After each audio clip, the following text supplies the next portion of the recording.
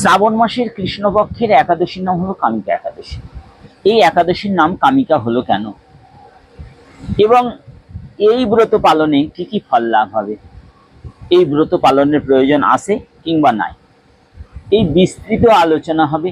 একাদশীর মূলার্থ কি, এই একাদশীর দিনে কি কি করবেন, শ্রাবণ মাসের কৃষ্ণপক্ষের এই কামিকা একাদশী ব্রত পালন করলে কি ফল লাভ হয়, আজকে এর মুখ্য বিষয় থাকবে। প্রথমে যে বিষয় বলবো, এই কামিকা ব্রত কখন ধরবে এবং কখন শেষ হবে। 14ই শ্রাবণ 30শে জুলাই সন্ধ্যা 6টা 47 পর্যন্ত দশমী থাকবে, তারপরে শ্রী একাদশী প্রাপ্ত হবে। সেই একাদশী 15ই শ্রাবণ 31শে জুলাই বুধবার দিন সন্ধ্যা 5টা 22 পর্যন্ত একাদশীর স্থিতিকাল। তো আমরা 15ই শ্রাবণ 31শে জুলাই এই দিনে আমরা ব্রত পালন করব। প্রথমে বলে এই ব্রত পালন কিভাবে করব। এই ব্রত পালনের মুখ্য বিষয় হলো, আগের দিনে অর্থাৎ দশমীর দিনে 30শে জুলাই 14ই শ্রাবণ সংযমপূর্বক যে দিনটা কাটাবেন, তারপরে রাত্রি গতে নিশান্তকালে ব্রাহ্ম মুহূর্তে উঠে স্নান করুন। স্নান করে আহ্নিক জপ তপ যা আছে সব সারুন, ইষ্টমন্ত্র পুত্র কি আদি করুন। করবার পরে আপনি প্রথমে বিষ্ণু পূজা করুন, কৃষ্ণ বিষ্ণু পূজা করুন। কৃষ্ণ পূজা করলে বিষ্ণু পূজার কোনো প্রয়োজন নাই, আর বিষ্ণু পূজা করলে কৃষ্ণ পূজার কোনো প্রয়োজন নাই।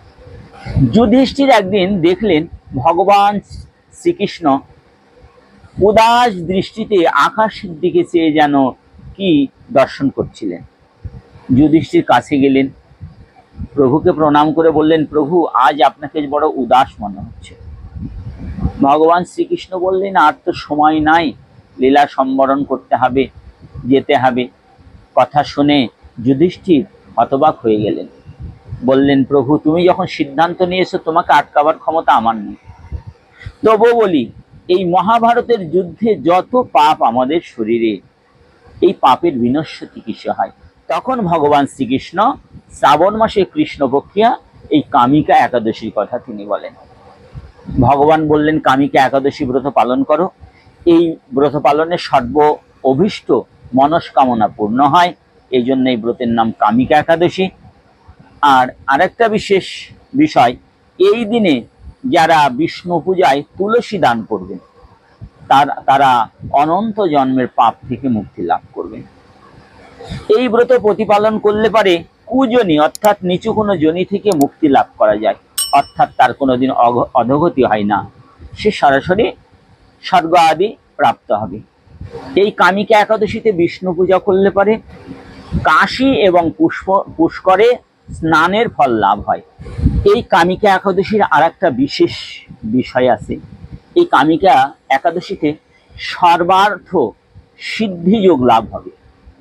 যারা এই ব্রত পালন করবেন, সর্বার্থ সিদ্ধিযোগ। সর্বার্থ সিদ্ধিযোগ কি? এই যোগটার নাম হলো নিত্য সিদ্ধ যোগ। এই যোগটা মাসে একবার আসে। তো এবার সেই শ্রী একাদশীতে সর্বার্থ সিদ্ধযোগ প্রাপ্ত হয়েছে। এই জন্য যারা এই বছরে 2024 সালে 31শে জুলাই বুধবার দিন যারা এই ব্রত পালন করবেন, তারা এই সিদ্ধ যোগের অন্তর্গত ব্রত পালন করতে পারবেন। সর্বার্থ সিদ্ধ যোগে কি হয়, আপনার সেই দিনটি ভালো তো যাবেই, এই দিনে ব্রত পালন করলে আপনার অন্তিম দশাটাও ভালো হবে, অর্থাৎ অন্তিমে মোক্ষ প্রাপ্তি হয়ে আপনি বিষ্ণুলোক আদি প্রাপ্ত হবেন, স্বর্গাদি প্রাপ্ত হবেন আপনি। আবার এই একাদশীতে আর একটা যোগ প্রাপ্ত হয়েছে, তার নাম হলো রোহিণী যোগ। রোহিণী নক্ষত্রের যোগ প্রাপ্ত হয়েছে। আমাদের জ্যোতিষ আচার্যগণ এই নক্ষত্রটাকে বিশেষভাবে আখ্যা দিয়েছেন। এই রোহিণী নক্ষত্র যোগে যদি একাদশী ব্রত হয়, তাহলে এই ব্রত প্রতিপালন করলে তার সর্বার্থ সিদ্ধি লাভ হয়, মনস্কামনা পূর্ণ হয়।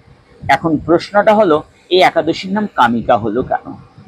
কামিকা হলো এই কারণে, ভগবান শ্রীকৃষ্ণের কাছে যখন যুধিষ্ঠির জানতে চাইলেন যে এই একাদশীর নাম কামিকা কেন হলো, তখন উনি বললেন, কৃষ্ণপক্ষিয়া শ্রাবণী একাদশী, এই একাদশী অন্যান্য একাদশীর থেকে আলাদা। শ্রাবণ মাসের বিশেষ মাহাত্ম্য, এই শ্রাবণ মাসে শিব আদি সর্বদেবগণের আশীর্বাদ থাকে।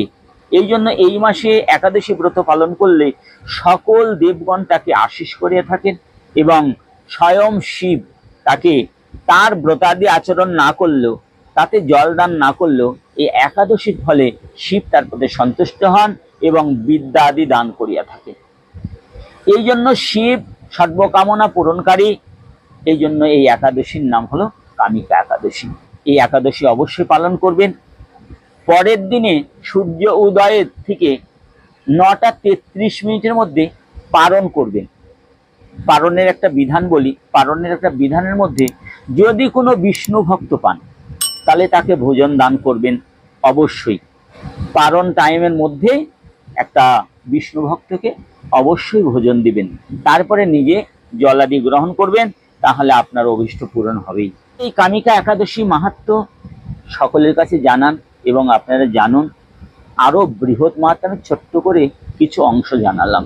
এই একাদশীতে অন্নাদি অবশ্যই বর্জন করবেন, পঞ্চশস্য বর্জন করবেন। এই একাদশীতে যদি পারেন নিরম্ব উপবাস করবার চেষ্টা করবেন। যদি না পারেন তাহলে ফল, জল, ঔষধ, অনুপাম গুরুবাক্যের দ্বারা অবশ্যই একাদশী ব্রত সাধন করবেন।